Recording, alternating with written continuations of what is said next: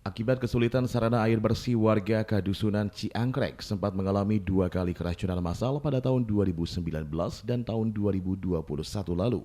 Kini warga 3 RT di Kadusunan Ciangkrek, Desa Mekar Asih, Kecamatan Simpenan, Kabupaten Sukabumi mendapatkan bantuan pipanisasi sarana air bersih dari pemerintah.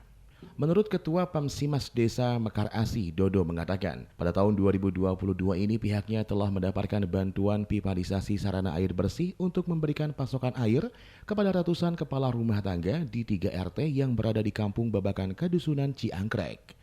Seperti yang diketahui sebelumnya, Kedusunan Ciangkrek merupakan salah satu kedusunan paling terisolir yang berada di wilayah Kecamatan Simpenan.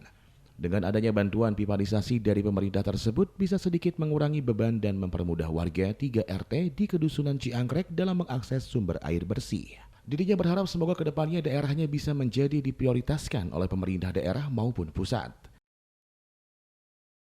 Saya sebagai Ketua Pamsimas yang berada di Dusun Ciangkrek, tempatnya di Kampung Babakan. Alhamdulillah saya mendapatkan bantuan dari pemerintah pusat yang namanya Pamsimas atau sarana air bersih, atau yang disalurkan untuk ke warga RT Babakan sebanyak 3 RT dari mulai RT 17 sampai 18 sampai 19.